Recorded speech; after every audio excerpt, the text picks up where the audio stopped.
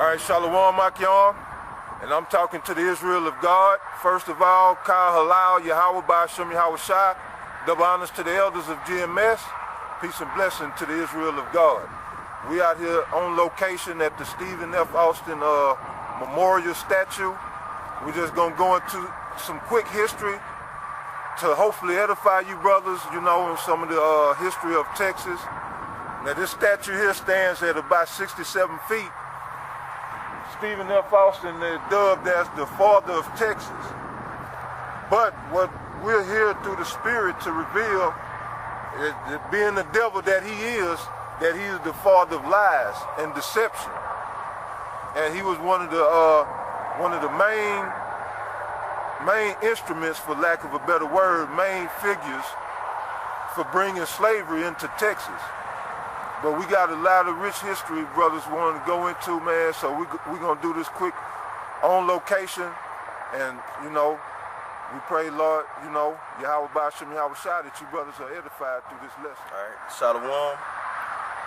Like we out here on location, Stephen F. Austin, like the brother went into. And basically we out here, first and foremost, inspired through the Spirit of Yahawahshi, Yahawahshi. But the Most High used the elders to set the stage, you know, for going into these lessons and pushing brothers to basically get into, you know, if you got, you know, some type of monument, or Esau got some type of basically like a historical marker. A historical mark put up, then, you know, go out there and get into the information and bring it out. So that's what we out here to do, is to basically go into Texas history, but it's really the point of slavery in Texas, and saying that the so-called Mexicans are immigrants to this land, and not just to this land, but also to states like California, Nevada, New Mexico, and Wyoming, Arizona, I believe Oklahoma.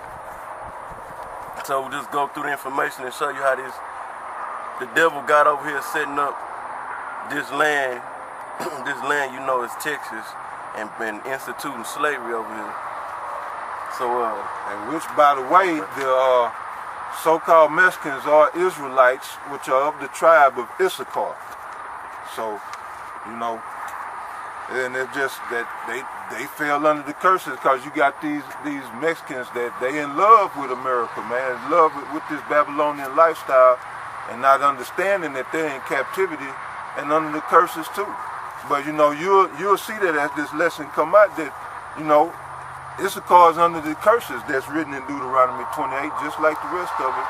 For you niggas out there that say that the Mexicans are not Israelites, you know. I just want to bring that point up, brother. You got it. Con. And then you already had the Spaniards, the so-called white man under the banner of the conquistadors. They already had came over here and pretty much had not occupied the land, but occupied and also had the control of the land.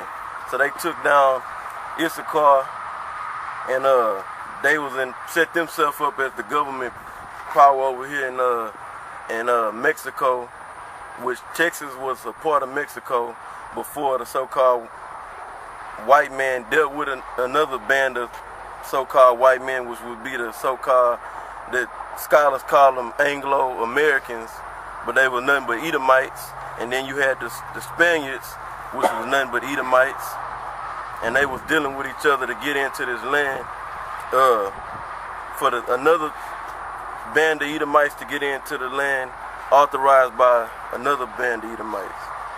So we're gonna go through some history, starting with how the so-called Mexicans won independence. Although still being on the white man's philosophy, you know, not to forget that they still was on the Roman Catholic doctrine, and they was indoctrinated by the so-called white man, you know. But they could come in and migrate through Texas and the different states I mentioned freely. There wasn't no boundaries, and they had to get green cards and go through all this documentation to be allowed on what you know as Texas today. So read that, brother. It says, the Treaty of Cordoba is signed, establishing Mexico independence from Spain. Right, so it was the Treaty of Cordoba, which was signed in 1821, saying that basically Spain, the so-called country Spain, wouldn't have rule over this country you know as Mexico anymore. So go ahead, brother. All right, it says, political tensions between reform-minded Mexicans and the colonial authorities led Agustin de Iturbide, a royal officer with a record of success against early rebels. Right, so Spain had this guy, this was a general, August Iturbide, to basically lead the war against Issachar and Judah, and you might even had mixed, you had Gad, and you had a mix in there. You had tares, Spaniards mixed with Jake, you know, vice versa. But the masses of the people that was revolting against the Spanish government, the Edomite government, they was Jakes, and then a lot of them was, you had tares in there too, you know. So go ahead, brother. It's the same. It'll be like the same equivalent to you, the so-called Negroes being oppressed over here in America, and they tried to come with those them revolts and them revolution, them movements, which they came to not, you know. But go ahead, brother. All right, to come to terms with the leading Mexican insurgent at that time, Vicente R. Guerrero. Right, and that guy Vicente R. Guerrero, and we're gonna go in. I'm gonna let the brother finish reading, and we're gonna go into who he is. But he was a so-called black man, you know, that was leading the army against Spain, you know, leading the insurgents. They called them the insurgents of Mexico against Spain. With Spain, they had sent Agustin Iturbide, if I'm saying it correctly. Augustine. Go ahead. Together, on February 24th, 1821, they proposed a blueprint for independence called the Plan de Iguala. The plan offered 3 guarantees. All right, now before you finish reading that, because that's really the point, but I'm gonna let you read it. I want to bring this out to show you what happened before they got to that. It said together they came up with that plan that the brother finished reading, but I want to just show you something in this document real quick. It says I believe you can get this off Wikipedia. You can look it up. It says Spain sent her best general, Iturbide, as the brother was reading, against him. Guerrero defeated him in twice on the battlefield. So the Spain basically got defeated twice, you know, by leading the charge, the so-called black man. No. Okay. And it says Guerrero defeated him in twice on the battlefield and led Iturbide to revolt against Spain and join hands with General Guerrero. So that's how I got to the point where they coming together for this plan that the brother reading for Mexican independence, where Spain wouldn't have their government power, their hand on Mexico calling the shots. But all they really did though, when we go into it, is kept the same shit going, the same government structure that they had set up in Spain going on over here in Mexico. Even when they so-called got independence. But the independence was really just about giving rights to the people, you know. It wasn't so much about changing the philosophy and the ideology that came from Spain, or the so-called white man. It was just to give people the, you know, rights and kind of basically liberate the people and abolish slavery. But we'll get into it. Go ahead. Okay. The plan offered 3 guarantees: preservation of the Catholic Church status. So they was going off. You know, go ahead. The independence of Mexico as a constitutional monarchy, and equality of Spaniards and Creoles. Right, and just kind of read. Although vice-regal authorities tried to resist, the plan met with widespread approval both in civilian and military quarters. By the end of July 1821, when Juan O'Donoghue arrived to take over the reins of colonial government, the Loyalists controlled only Mexico City and Veracruz.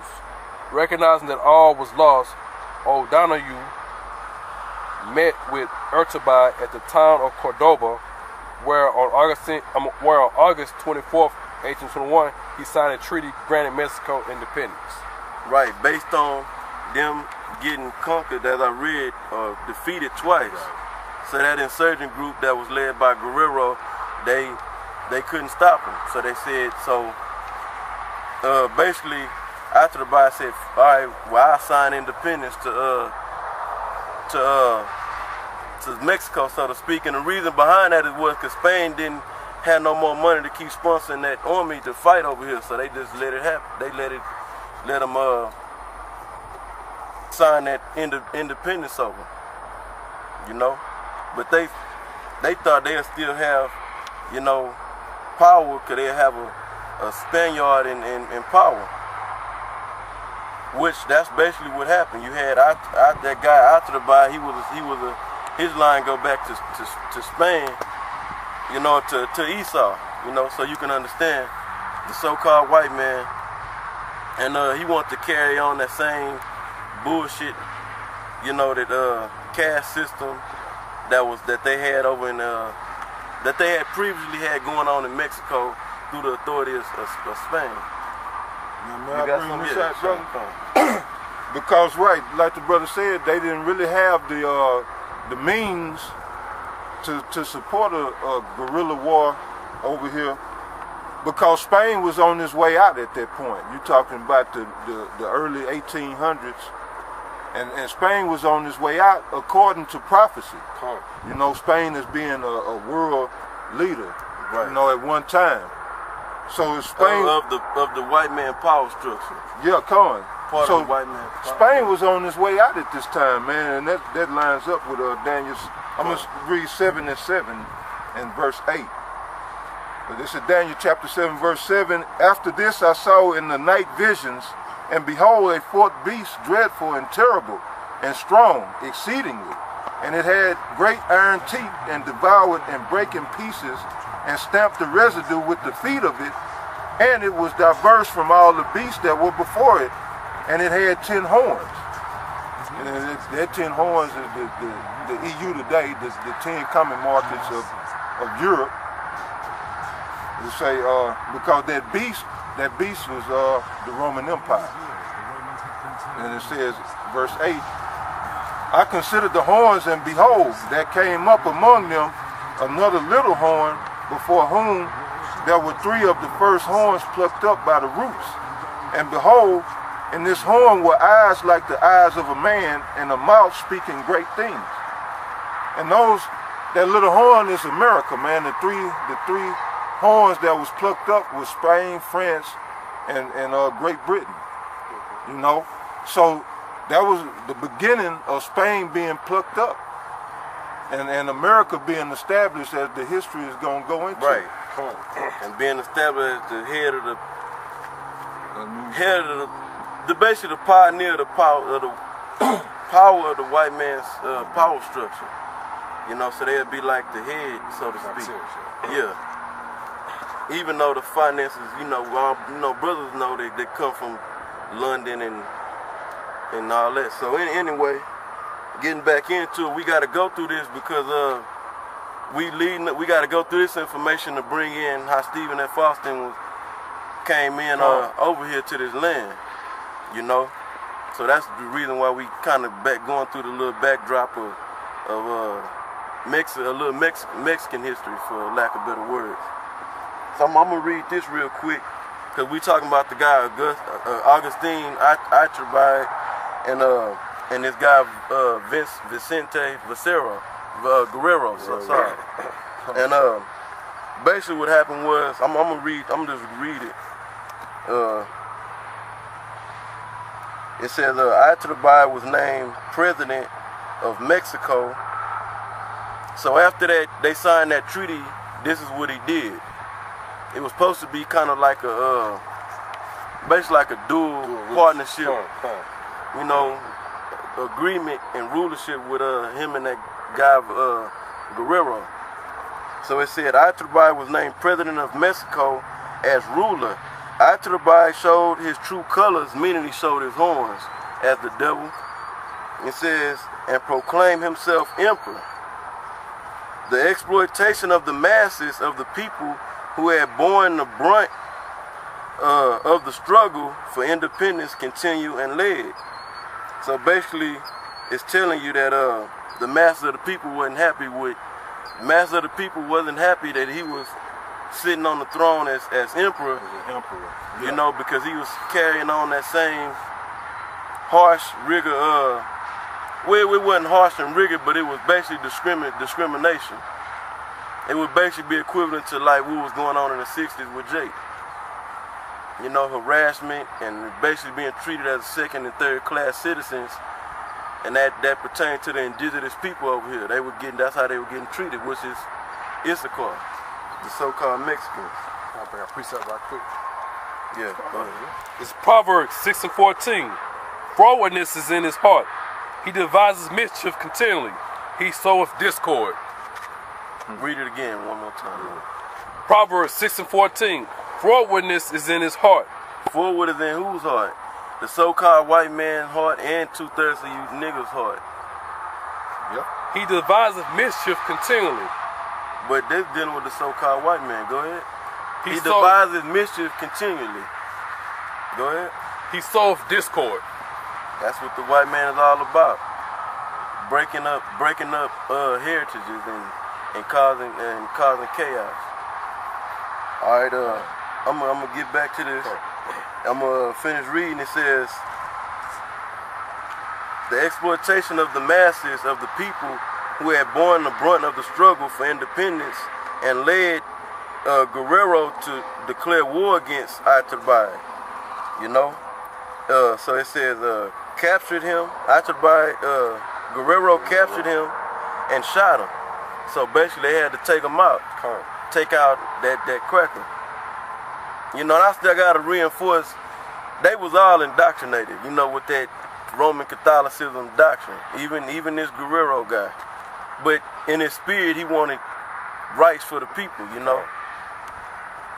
And he wanted to he did away with slavery. He said, I don't want slavery taking place in Mexico.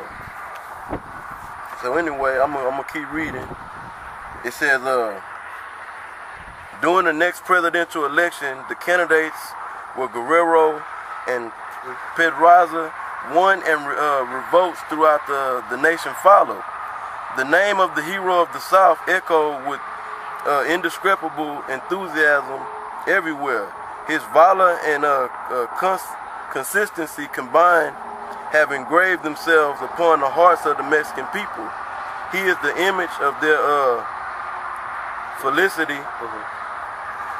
They wish to confide to him the delicate and sacred task of the executive power. Finally, the government surrendered and Guerrero became president in April 1825. Because I kind of want to go into the history of this guy and go into his, now I'm going to go into his lineage real quick, just go in and show you that through the records of the different scholars, they saying that he was a J, you know?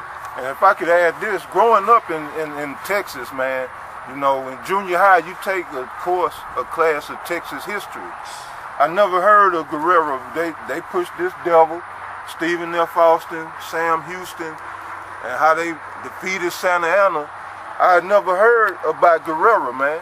Guerrero. Yeah. I never heard about him in Texas history, man. And even doing the research, you go into it, you read the articles, it plainly tells you he's a Jake, you know, possibly a Judite. He was a dark-skinned man, dark brown-skinned man. But doing the research, they gonna put, you gonna find nothing but white pictures portraying to be Guerrero. So this devil is totally trying to destroy the history, man. But you know, we in this age of information, and all it takes is a little digging, and you eventually come to the truth, man. So, yes. And brothers, you know, hold tight. It's a lot of reading. You know, we gonna try to get through it as fast as possible if the Spirit say the same. So, you know, brothers gotta just hang in there and you know, strap in and focus down. You know. So that was basically it. I want to get into his line according to, I got a couple of sources, but all the sources I looked at, they saying pretty much the same thing. So I'm gonna jump up in the same article or document.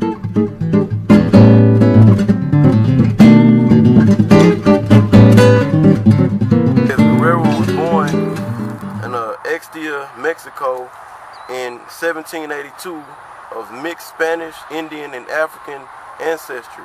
His father, Juan Pedro Guerrero, and his mother, Guadalupe Saldina, were both of humble origin, the lowest of the low, degraded by law, custom, and racial prejudice. So just based on, according to what this saying, they had to be Jake, because if you doing the caste system, if you basically was a Spaniard, you got better treatment than if you had like mixed blood, or if you was I mean, the caste system pretty complex. They going by how much percentage of this you had in you and that you had in you, whether it was Negro, Indian, or how much white man blood you had in you.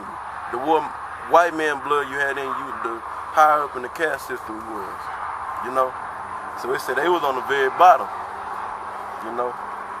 So somebody probably had a Spaniard mother up in there somewhere, going in the line. But anyway, that's one. I'm gonna bring this out. You got something? no, you good. Okay. I'm gonna bring this other article out. Like, all right. Yeah. It says,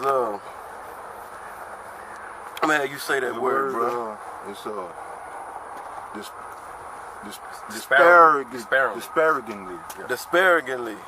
Disparagingly, that word, if you look it up, it means ill or evil. So it says disparagingly, nickname, this is referring to Guerrero. The title of it too is called A Look at Who Gets Left Out of Black History Month.